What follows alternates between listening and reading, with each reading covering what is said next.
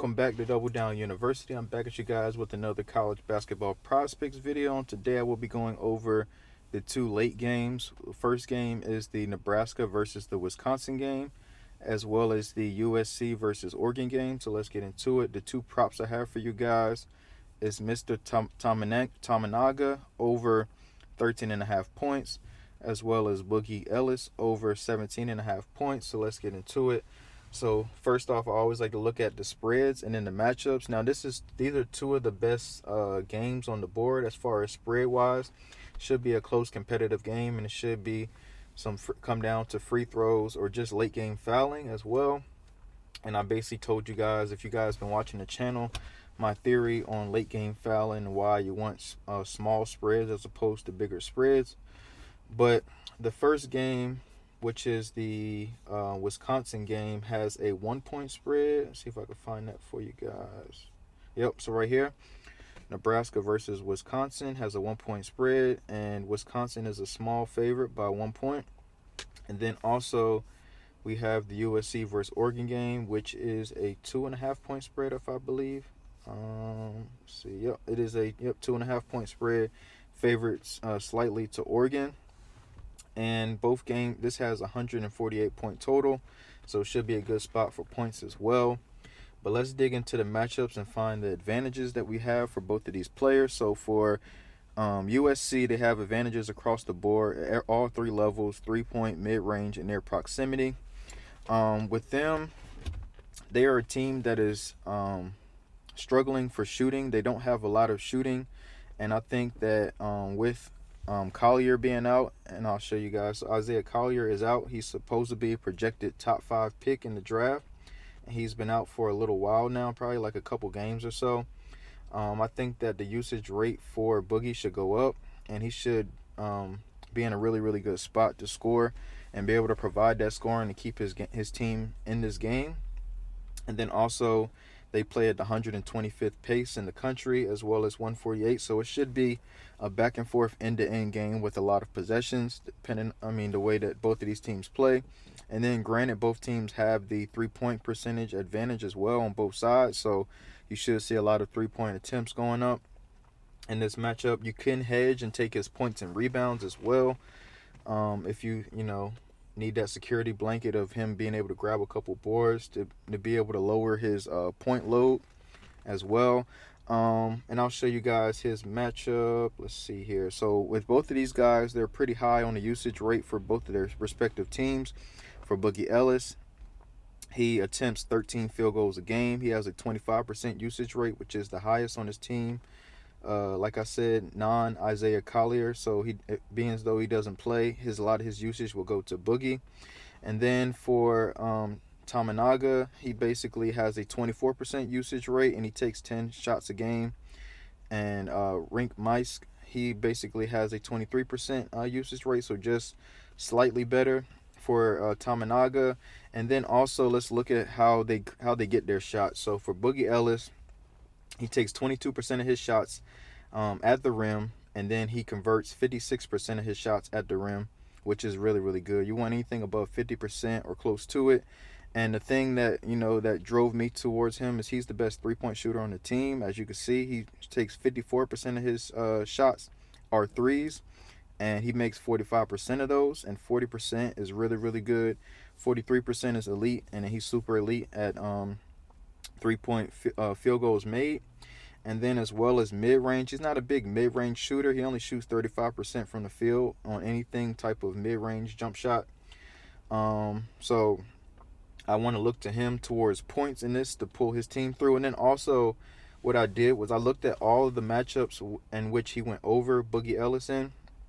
And these are all the teams he's went over against. And to me, this is the best matchup for him because, as you can see, their field goal percentage allowed is 45% from the field. And then their 3-point percentage allowed is 35% from the field. So that's the best matchup that he's had all season, even out of all his overs that he's had.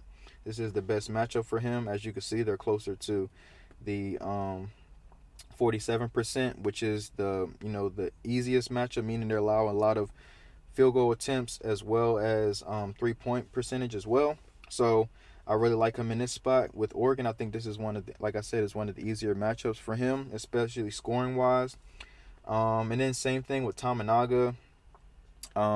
Let's look at their let's look at their effective field goal percentage. Let's see. Effective field goal percentage. As you can see, Boogie shoots 57% from the floor effectively, as well as Tamanaga 55% from the floor effectively as well.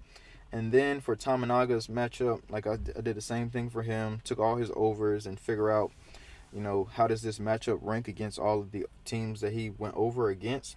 And actually, it is a really good matchup. It's equivalent to the Northwestern matchup in which he put up, Northwestern, he put up 14.6 rebounds in that matchup. So he did pretty well, and he only played 27 minutes in that matchup as well. So I really, really like him in this spot as well, to be able to get his shots off and be able to keep them in the game. Because I don't think I showed you guys this, but for Nebraska, their three-point percentage, they have an advantage for three-point as well as near proximity. So in case he wants to drive to the rim, he can get there too and be able to score there. And then let's look at how he scores his buckets. For Tamanaga, shoots 22% of his shots around the rim, and he makes 55% of his shots around the rim. So he's pretty good at being able to convert around the rim. And then also he shoots 57% of his shots from three-point range, and he shoots 37% from three. And I think he's one of the best three-point shooters on the team besides Wilshire, but Wilshire doesn't really play too much.